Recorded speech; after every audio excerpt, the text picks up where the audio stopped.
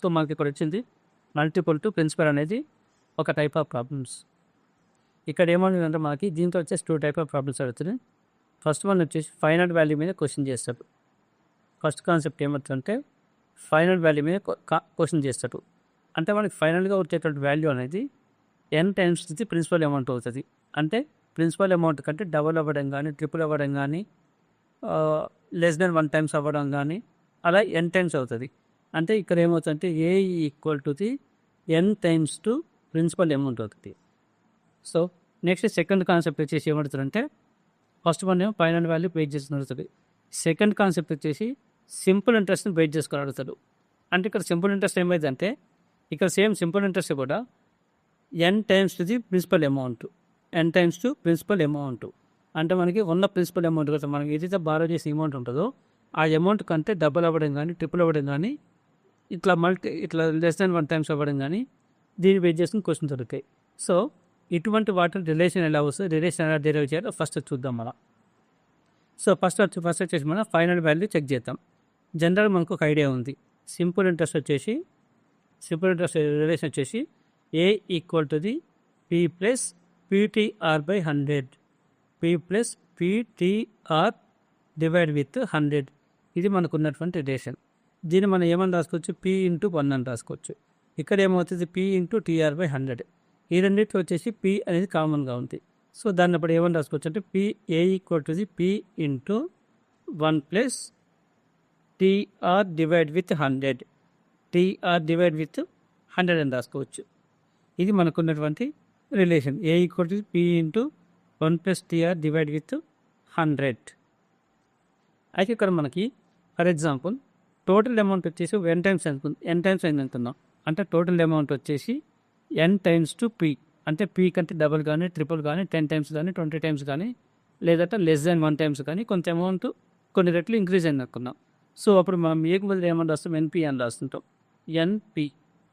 ఎన్పి is equal to the P into 1 plus TR divide with 100 అవుతుంది. TR divide with 100 అవుతుంది. Equal to 2 సైడ్స్లో P అనేది న్యూమరేటర్లో ఉంది. So మనం అప్పుడు దీన్ని పీని క్యాన్సిల్ చేసి పెట్టి అప్పుడు ఏమవుతుంది n equal to the 1 plus TR divide with 100 అవుతుంది. టీఆర్ డివైడ్ విత్ 100 అవుతుంది. నెక్స్ట్ ఏం చేద్దాం, దీన్ని మనం 1 సైడ్ పంపించేస్తున్నాం. ఇక్కడ +1 ఎందుకంటే ఇటు వస్తే -1 అవుతుంది. అంటే n - 1 is equal to the TR divide with 100 అవుతుంది. టీఆర్ డివైడ్ విత్ 100 అవుతుంది. ఇక్కడ 100 మనకి డినామినేటర్లో ఉంది. సో దీన్ని మనం ఇటు పంపించేసి న్యూమరేటర్కి వెళ్తుంది.